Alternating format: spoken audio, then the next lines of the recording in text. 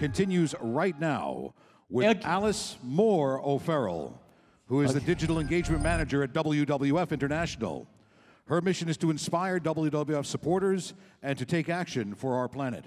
Joining her is Alvaro Quesada. He's the Business Development Director at the agency Tinkle. He's overseeing the digital campaigns for Earth Hour and the WWF. Please welcome to the stage Alice and Alvaro. Hey, hello Engage. How are we? Did you enjoy your coffee break? Yes, I know how it goes. I'm so privileged to be here. Thank you, Social Bakers. Thank you, guys. Alvaro and I are here to talk about Earth Hour.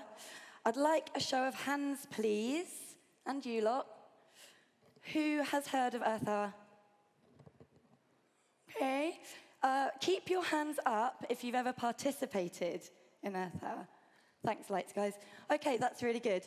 So for those of you who haven't put your hands up at all, Earth Hour is basically the biggest grassroots movement. Is this working? There we go. The world's largest grassroots movement for the planet. And what happens is, it's every year in March at 8:30 local time, people turn their lights out for an hour. It's a symbolic action. It's not about saving energy. It's a symbolic action to show that people care about our planet. So it starts in Samoa, and it's like a Mexican wave, goes all around the world and finishes in the Cook Islands. And it's so successful, I think. You know, people say, why is Earth Hour so successful? And it's really successful because it's open. People have taken it as their own. So it's optimistic. The language we use is engaging and hopeful, that there is a chance to shine a light on climate action and really change climate change. So this year, we celebrated Earth Hour's 10th anniversary. It started from a one single city event in Sydney in 2007. And it's grown to 188 countries and territories took part this year, which is phenomenal. Loads of landmarks around the world, thousands of landmarks, from the Taj Mahal to the Eiffel Tower. There's many landmarks. Big Ben. Better mention the UK. And what we're trying to do with digital engagement is really get people to take action. I think we've heard a lot about sort of vanity metrics. What we really want to see now is people actually taking digital action and action in the real world. So what could that be? So for instance, more than 2.4 million individuals took actions to change climate change. And that can be just from the simple turning off your lights. It could be having an event with your family and your friends, maybe lighting some candles, having a romantic dinner, talking to each other with no phones. Imagine such a thing. So these happen all around the world, and big community events, businesses get involved. It's really fantastic. And what we wanted to do was to help people to donate their social power. So we worked with Facebook in 2017 and created a microsite. So what is this microsite? It is a platform where you log in with your Facebook details, and there you find pre-populated messages. There's 5 of them, and they'll be in the run-up to and on the night of Earth Hour, will appear in your own personal newsfeed. They're localized depending on where in the world you live, and then you get the opportunity to sort of add your voice there too. So we have this trust. I think there's been a lot of talk about micro-influencers. Steve Bartlett, what a presentation, right? So inspired. This is the kind of micro-influencing that we like to do. So if I'm putting this on my personal feed, it's not coming from the Panda, it's not coming from the Earth Hour official page. So my friends will hear, what I'm saying. And that's where that sort of trust comes from. And I guess we wouldn't be able to do what we do on our own. We do need influencers. It's a word you've heard a lot today, I think. One of our influencers is up here, Jared Leto. But how do we at WWF go about finding influencers? So we use the 3 R's: reach, relevance, and resonance. So reach is really important. It doesn't necessarily matter about the quantity. Perhaps in the micro-influencer style, it's more about the quality. And where's the authenticity here? Where's the relevance? The brand affiliation has to work for your influencers' trusted followers to hear what they're saying on your behalf. It has to be real.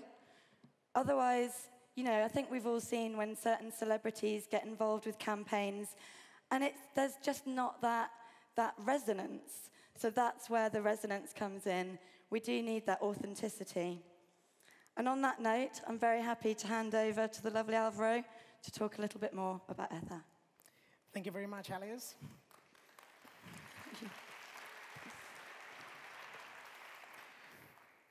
And also, first of all, thank you very much to Social Bakers. I mean, after a wonderful day of awesome speakers, and now I know, and now I understand why this is the most important social media event worldwide.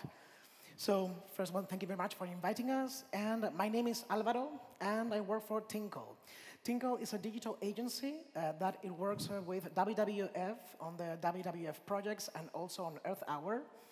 And Tinkle is a company originally from Spain, but we also have offices in the US and in Asia. So for this project, it was led from the Singapore office, and we assembled a team in order to help with the community management of the Earth Hour for 24 hours. So imagine, like Alice said, starting from the Samoa Island to the Cook Islands, and there was a 24-hour shift that we managed with a team of 10 people in Miami, Spain, and also Singapore. So during those 24 hours, there was a lot of things that happened. I mean, we have to manage a lot of content, a lot of posts, a lot of reactions. And as I know that most of us, we're very interested in data and in statistics, I have this slide here to show you some of the things that happened on that day. So I put all the information just as once, so you can see it, that we generated in just 24 hours what we call an ocean of data. So going one by one, we work on 6 channels for WWF and Earth Hour, meaning the main ones, Facebook, Instagram, and Twitter. We posted on every single channel, and we generated more than 400 posts. Yes, 400 posts in 24 hours. I'm sure that most of you are thinking right now that the average recommendations are to post between 2 to 3 times per week. So how does that affect when you post 400 pieces of content on networks that have the algorithm that it affects your reach? Well, during the night of, because it was a relevant topic for the people participating in Earth Hour, it was great. Nothing happened. We had a great reach and great results. However, I mean, what they say, it's true. After the day of the Earth Hour, I mean, we saw a huge decline in the reach of the next post, but it was okay. 2 to 3 weeks after that, we recovered that reach and we returned to normal numbers. So if one day you're handling an event on your own business or a company and you need to post more than 2 or 3 times in a day, don't worry. Go ahead, you can get recovered from that. Then we also reached 19 million people, engaged 19 million people all over those social networks with more than 30 million organic impressions. All of this was done in 24 hours without paid ads. It was pure organically. I mean, we did run some ads before Earth Hour, but during the day, we just focused on organic strategy. So organic reach is not entirely dead. I mean, it can still work. And also, we manage 4,000 comments and more than 500,000 interactions. I mean, those 4,000 comments and interactions, I mean, we manage every single one of them. Believe it or not, I mean, we screen every single comment, and for the public comments, I mean, we are not able to interact with all of them, but with the private messages, we did interact with them. It is very important when a client, a customer, is interested in your business, and mostly if they engage with you in a private channel, that you use that opportunity to connect with them and to find out what is exactly they're looking for in your brand. That amount of information that you can get, it's very, very valuable. And how do we do that? We did it with love. We reply with love to every single message. And you cannot imagine the amount of times that we've seen when somebody sends us a message. It can be a meaningful message or a simple message as hi or good morning. So we reply to them, good morning. I mean, how can I help you? I mean, they flip out. They're like, oh my God, WWF really replied to my message. Yes, we're a brand, there's people behind those brands, and we like to interact with our customers, in this case with our interest fans. So, with this, it's the key moment in order to engage with them, and during the month of Earth Hour, we generated more than 1 million interactions. That's a lot, but filtering those, it can help us as Tinkle, as an agency, to give feedback to WWF on those areas of interest. So knowing that those areas that it can be potentially exploited, we work on our strategy, on our ongoing strategy, in order to make a better communication for them. More than 1,000 comments reviewed, and most of all, I'm very proud that the team were able to reply 95% of private messages. That extra 5% quite probably was spam or nonsense messages. And if any of you send us a message, I apologize in advance, but if you send us a message, I'm sure that we'll reply to you. And the average response time during 1 month was of 2 hours. Time is key. When a fan is reaching to you, try to get back to them as fast as possible. Sometimes during weekends it might not be entirely possible, but as soon as you get back to the office on Monday, just start with the messages. So for Tinkle, it has been an awesome project to work with the climate change action, and we'll continue working with them. And just a reminder that Earth Hour, even though that the main event it happens in 1 day, that doesn't mean that after that we forget until next year. Earth Hour is an action that we need to do every single day with the small, minimal actions that in the end, they have a resonance. They have an impact in the real life. So that's why I'm going to leave Alice to tell you how this can go beyond digital into real life. Thanks, Alvaro.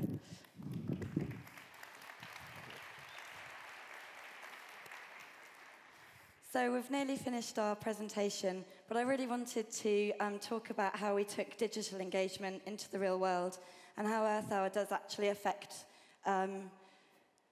lobbying government, changing things. We call it people-powered legislative change. And I really didn't want to say that, and I wish we didn't call it that, because it's really hard to say. But there are a few examples. So in Russia, an Earth Hour petition has protected marine areas from oil pollution.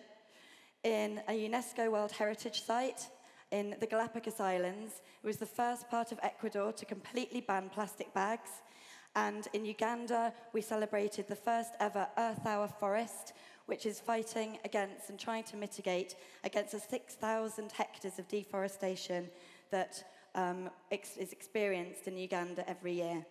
So we really are working to change climate change, and I hope this video will inspire you to join us next year. Please play the video. We are shining a light for blue sky in China. We are shining a light on reducing the use of plastic bag in Indonesia. We're coming together to shine a light on solar energy. We're shining a light on sustainable transportation here in Colombia. Let's shine a light for clean energy in Greece. We're shining a light on forests, oceans, and wildlife in Singapore. We are shining a light on climate action and water conservation in Malaysia.